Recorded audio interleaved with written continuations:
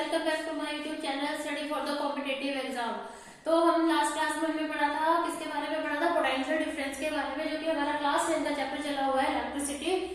तो उसमें मैं लास्ट टॉपिक में पढ़ा था इलेक्ट्रिक चार्ज के बारे में। आज हम पढ़ेंगे इलेक्ट्रिक करंट के बारे में इस आज के टॉपिक में। तो स्टार्ट करते हैं हम आज की क्लास। तो देखो, इलेक्ट्रिक करंट पढ़ने से पहले हमें जो है इलेक्ट्रिक सर्किट के बारे में पता होना चाहिए। तो हम पहले पढ़ेंगे इलेक्ट्रिक सर्किट के बारे में, उसके बाद पढ़ेंगे करंट के बारे में। अभी देखो, इलेक्ट्रिक सर्किट होता क्या है? इलेक्ट्रिक सर्किट होता क्या है? अ continuous and closed path, a continue and closed path of an electric current is called electric circuit. ठीक है, आप देखो क्या है ये बताया इसने इलेक्ट्रिक सर्किट के बारे में। कंटिन्यू एंड क्लोज पाथ होता है जिसमें से करंट फ्लो होता है। देखो, आपने देखा होगा आपके घर में सर्किट लगे होते, सॉकेट लगे होते, जहां पर आप कोई भी अप्लायंसेस लगाते हो, वहां पर से स्टार्ट करते हो। तो वही हमारा क्या होता है? सर्किट होता है। इसमें क्लोज एंड कंटिन्यू पाथ होता है जिससे करंट फ्लो होता है। अब देखो, स्विच ऑन ऑफ करते हो जैसे आप, ठीक है, कोई अप्लायंसेस लगाया आपने जब अप्लायंसेस लगाया तो स्विच ऑफ था। ठीक है, जब कोई अप्लायंसेस आपने उसमें लगाया सॉकेट में या इलेक्ट्रिक सर्किट के अंदर, तो हमारा जो है स्विच ऑफ था। जैसे ही आपने ऑन किया तो हमारा जो अप्लायंसेस है, जिस भी अप्लायंसेस में हमने अप्लायंसेस को लगाया उसके अंदर वो अपने आप स्टार्ट हो जाएगा। अब स्टार्ट क्यों होगा? क्योंकि इसके अंदर से इलेक्ट्रिक करंट फ्लो होना शुरू हो गया। ठीक है, तो इलेक्ट्रिक सर्किट में जब स्विच ऑफ करेंगे तो ऑफ होगा, तो हमारा अप्लायंसेस जो भी हम इलेक्ट्रिक सर्किट के अंदर लगाएंगे वो बंद होगा, और जैसे ही हम स्विच को ऑन कर देंगे तो हमारा अप्लायंसेस जो है वो स्टार्ट हो जाएगा। ठीक है, समझ में आया इलेक्ट्रिक सर्किट क्या होता है? अब आता है हमारा इन electric circuit using a metallic wire. अब जो इलेक्ट्रिक सर्किट होता है हमारा, उसके अंदर एक मेटालिक वायर का यूज किया जाता है, जो कि electron constitute the flow of charge. इसके अंदर से इलेक्ट्रॉन जो है वो electric constitute the flow of charge. Electron जो होते हैं उसके जो चार्ज है वो फ्लो होना शुरू हो जाते हैं। ठीक है, क्योंकि मेटालिक वायर, मेटल जो होते हैं वो हमारे गुड कंडक्टर ऑफ इलेक्ट्रिसिटी होते हैं। ठीक है, तो देखो, इन एन इलेक्ट्रिक सर्किट अब देखो यहाँ पर इसमें हम देख रहे हैं कि डायरेक्शन क्या होती है। ठीक है, डायरेक्शन क्या होती है? In an electric circuit the direction of current, in an electric circuit the direction of current is taken as opposite to the direction of flow of electron. जब भी हम इलेक्ट्रिक सर्किट के अंदर करंट की direction लेंगे वो हमेशा electron charge के अपोजिट लेंगे। ठीक है, क्या लेंगे? इलेक्ट्रॉन चार्ज के बिल्कुल अपोजिट लेंगे, which are the negative charge. क्योंकि इलेक्ट्रॉन जो होता है, इलेक्ट्रॉन को ई सिंबल से हम रिप्रेजेंट करते हैं, और ये हमारा कौन सा होता है? Negative charge. ठीक है, क्या होता है?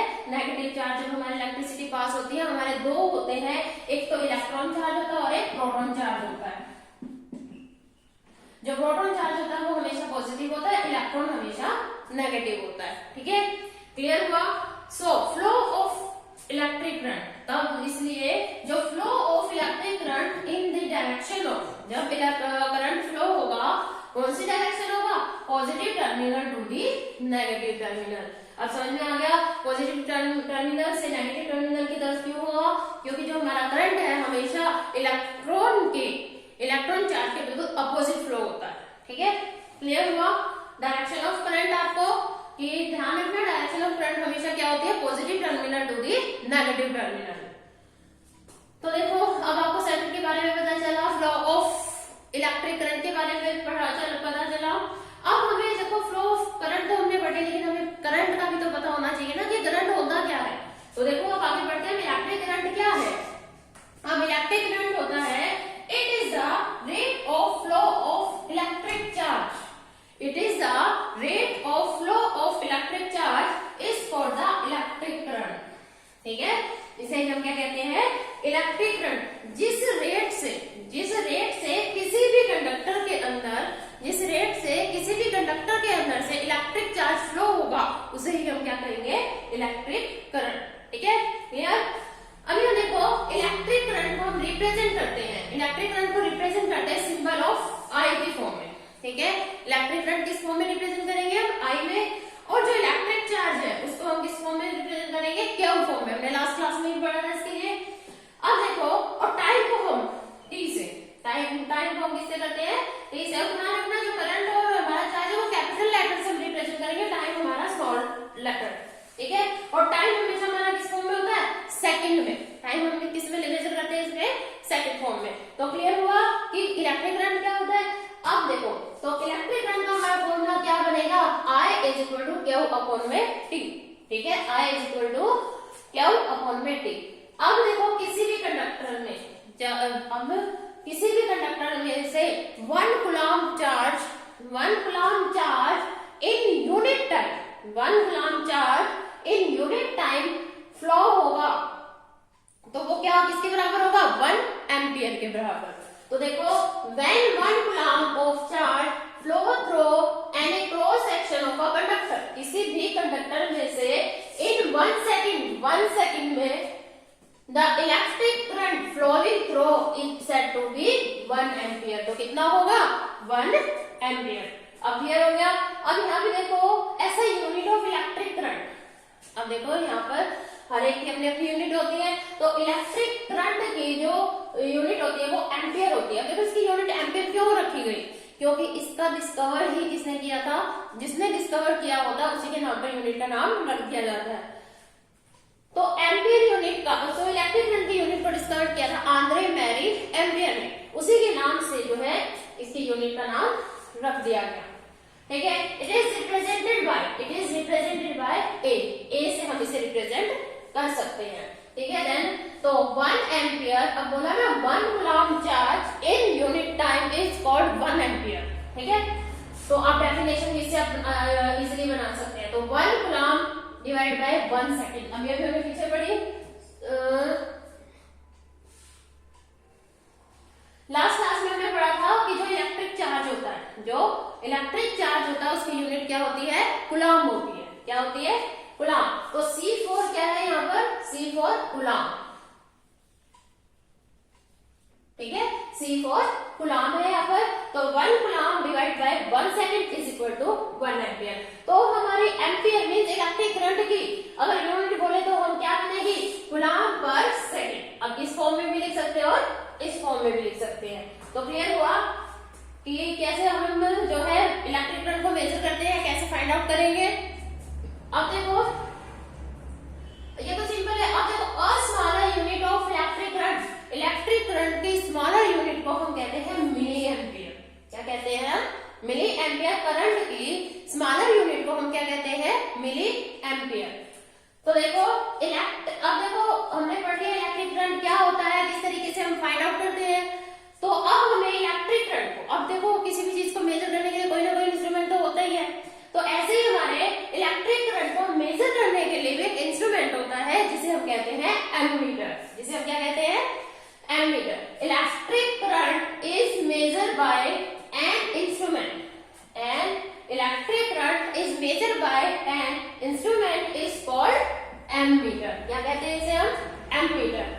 तो देखो एमीटर कैसे क्या होता है इसमें, an ammeter should have very low resistance, ठीक है, वेरी लो रेजिस्टेंस।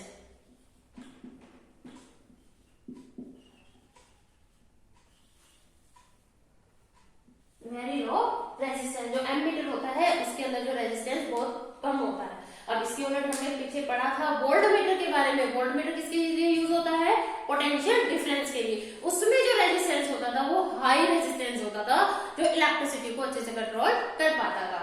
लेकिन यहाँ पर जो एमीटर होता है इसका जो रेजिस्टेंस है वो लो होता है।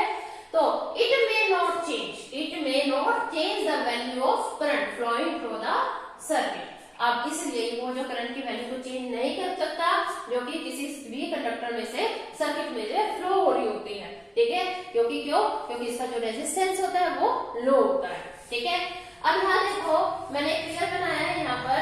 तो देखो यहाँ से ये जो है, यहाँ पर ये जो लगा हुआ है ये राउंड फॉर्म में है और इस पिक्चर फॉर्म में दे रखा है। ये क्या है हमारा एमीटर। क्या है ये, एमीटर। ये पॉजिटिव टर्मिनल और ये नेगेटिव टर्मिनल। तो हमारा इलेक्ट्रिक करंट किस फॉर्म में फ्लो करेगा, पॉजिटिव टू नेगेटिव में। और ये हमारा कंडक्टर है, ठीक है। ये कंडक्टर है जो कि हमारे करंट को मेजर कर रहा है कि कंडक्टर में से जो करंट फ्लो हो रहा है, ये जो एमीटर है ये हमारा रिप्रेजेंट कर रहा है कि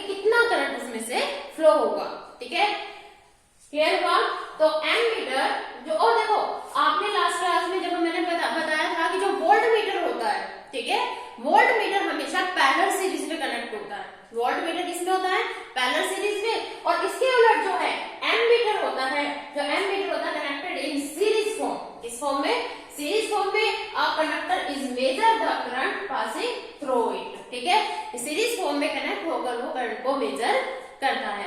तो इससे क्या है, आपका एमीटर और वोल्ट मीटर के बीच का जो डिफरेंस भी आप इजीली मेजर कर सकते हो। जो आपका एग्जाम में अगर ये क्वेश्चन आता है difference between ammeter and voltmeter, तो आप आसानी से बता सकते हैं कि दोनों के बीच में क्या डिफरेंस होता है।